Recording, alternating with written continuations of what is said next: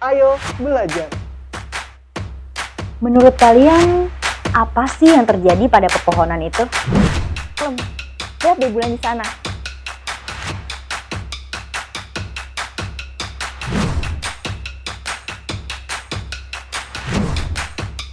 Wow. Jangan lupa belajar, karena sekarang belajar itu mudah. Ayo belajar. Halo Sobat Belajar, selamat siang semuanya. Apa kabar hari ini? Mudah-mudahan Sobat Belajar semua dimanapun kalian berada tetap berada dalam keadaan sehat ya. Nah, hari ini bertemu lagi dengan saya Kak Ajeng yang akan membimbing Sobat Belajar semua dalam mata pelajaran biologi. Nah, kira-kira apa ya yang akan dibahas pada hari ini? Oke, sebelum kita masuk ke materi, kakak mau bahas dulu nih hal yang biasa kita lakukan setiap saat tanpa berhenti, yaitu adalah bernafas. Ya, apa ya hubungannya bernafas dengan materi kita hari ini? Jadi kalau kita bernafas itu kita menghirup gas yang disebut dengan oksigen. Karena setiap saat kita selalu bernafas, semua orang di dunia bahkan hewan juga melakukan proses bernafas, berarti jumlah oksigen di dalam bumi kita itu jumlahnya banyak banget ya. Nah kalau gitu, Sobat Belajar tahu nggak sih sebenarnya oksigen yang jumlahnya melimpah banget di bumi ini asalnya dari mana ya? Apakah emang udah ada di bumi dari sananya? Atau kita bisa ngasilin? Atau ada organisme lain yang menghasilkan oksigen? Yuk kira-kira jawabannya apa? Ya jadi jawabannya adalah seperti yang ada di gambar di depan ini. Siapa yang ngasilin oksigen buat kita? Adalah tumbuhan gitu. Jadi tumbuhan adalah salah satu makhluk hidup yang menghasilkan oksigen terbanyak di bumi kita. Jadi bisa dibayangkan kalau misalnya tumbuhan nggak ada atau jumlah tumbuhan berkurang, berarti kadar oksigen di bumi kita juga akan berkurang, bahkan bisa-bisa habis dan buminya nggak bisa ditinggalin lagi. Nah itulah pentingnya tumbuhan bagi kehidupan kita gitu. Jadi tumbuhan itu bukan cuma ngasilin buah aja yang bisa kita konsumsi, tapi juga bisa ngasilin oksigen yang gunanya itu vital banget buat proses pernafasan kita. Nah kalau gitu kira-kira gimana caranya tumbuhan bisa menghasilkan oksigen? Kita akan bahas ya. Nah bisa dilihat di gambar, ada gambar tumbuhan yang tadi menghasilkan oksigen, ada gambar manusia yang akan menghirup oksigennya, dan ada matahari. Nah kira-kira apa nih hubungannya? Nah jadi proses penghasilan oksigen pada tumbuhan berkaitan dengan ciri dari tumbuhan, yaitu sebagai makhluk hidup yang autotrof. Nah, kita ulik lagi pembahasan minggu-minggu sebelumnya, apa sih yang disebut dengan autotrof itu? Jadi jawabannya adalah autotrof adalah makhluk hidup yang bisa menghasilkan makanannya sendiri.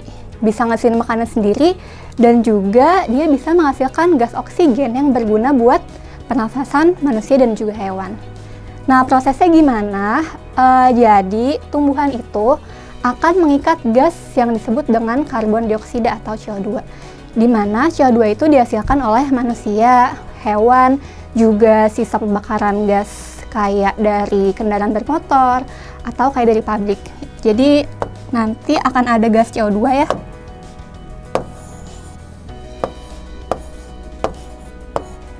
Nah selanjutnya gas CO2 ini akan diikat oleh tumbuhan dan bergabung dengan molekul air atau H2O. Ya, jadi inilah pentingnya penyiraman pada tumbuhan atau peristiwa hujan pada tumbuhan. Jadi, buat proses pembentukan oksigen. Nah, kemudian dengan bantuan cahaya matahari di sini, maka tumbuhan akan bisa menghasilkan makanan sendiri berupa glukosa. Kita tulis di sini glukosa. Dan gas tambahannya itu oksigen. Kayak gini. Nah, karena peristiwanya berhubungan dengan cahaya matahari, kita kenal peristiwa ini dengan sebutan fotosintesis. Asal katanya dari foto yang berarti cahaya matahari, dan sintesis yang berarti pembentukan atau pembuatan. Yang dibentuk di sini adalah glukosa. Glukosanya itu bisa dipakai untuk sumber makanan si tumbuhannya sendiri, dan oksigen yang akan dikeluarkan oleh tumbuhan dan bisa dihirup oleh manusia maupun hewan untuk peristiwa pernafasan. Nah, jadi inilah caranya si tumbuhan bisa menghasilkan oksigen untuk kita semua.